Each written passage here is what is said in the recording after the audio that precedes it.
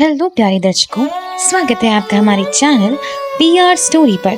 आज मैं आपके लिए लाई हूँ एक बहुत ही प्यार भरी कहानी जिसका टाइटल है पिता की एक चप्पलें। कभी कभी जिंदगी की सबसे बड़ी सबक हमें किसी किताब से नहीं बल्कि हमारे अपने घर के किसी छोटे से पल से मिल जाती है। ये कहानी है एक बेटे की और उसके पिता की और उनकी चप्पलों की, जिन्होंने वो कभी नहीं समझ पाया।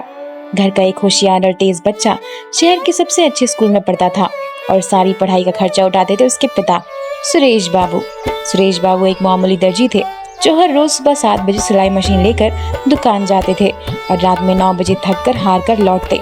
राजू को अपने स्कूल के दोस्त बहुत पसंद थे, लेकिन एक बात उसे हमेशा शर्मिंदा करती थी, उसके पिता की पुरानी फटी हुई चप्पलें। जब भी स्कूल में पेरेंट्स टीचर मीटिंग होती वो प्रार्थना करता, बस पापा ना आए। उसके कपड़े, उनकी चप्पल, सब उनका मजाक उड़ाते हैं। एक बार स्कूल में वार्षिक पुरस्कार वितरण समारोह था। राजू को सर्वश्रेष्ठ छात्र का पुरस्कार मिलना था। राजू ने माँ से कहा, पापा को मत भेजना प्लीज, उनकी चप्पलें मुझे बहुत शर्मिंदा दिलाती हैं। मैं नहीं चाहता कि वो दोस्त मुझे उनके साथ मजाक उड़ाए। माँ ने कुछ नहीं कहा, बस आंखों में हल्का सा दर्द उतर आया। पिता ने सुना और मुस्कुराकर बोले, ठीक है बेटा, मैं नहीं आऊंगा, लेकिन एक दिन आएगा जब तुम मेरी चप्पलों में चलने की कोशिश करेगा, तब समझेगा इनका बोझ। राजू ने उनकी बात में हंसी में उड़ा दिया। समय बीता, राजू ने बहुत मेहनत से पढ़ाई की, अच्छे कॉलेज में दाखिला पाया और विदेश में नौकरी भी मिल गई। हर बार जब भी सफलता मिली उसने फोन पर पिता को बताया, लेकिन कभी मिलने नहीं आया। कभी व्यस्तता के बहाने, कभी फ्लाइट का खर्चा और कभी अभी समय नहीं है कहकर टालता रहा।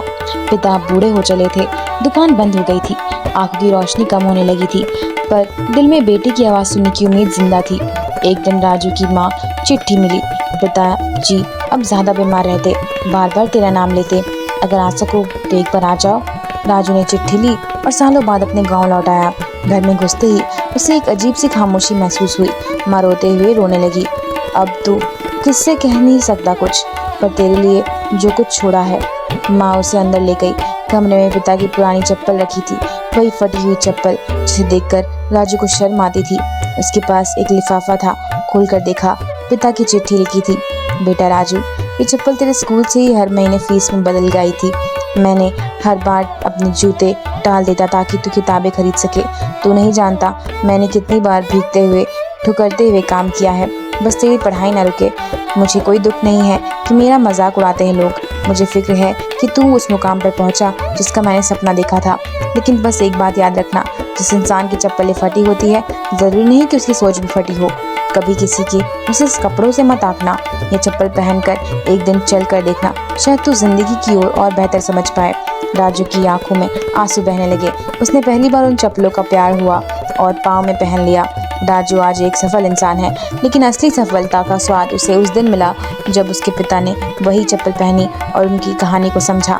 सीख, पिता की चप्पलें सिर्फ चप्पलें नहीं, वो त्याग, संघर्ष और बिना शर्त के प्यार की पहचान थी।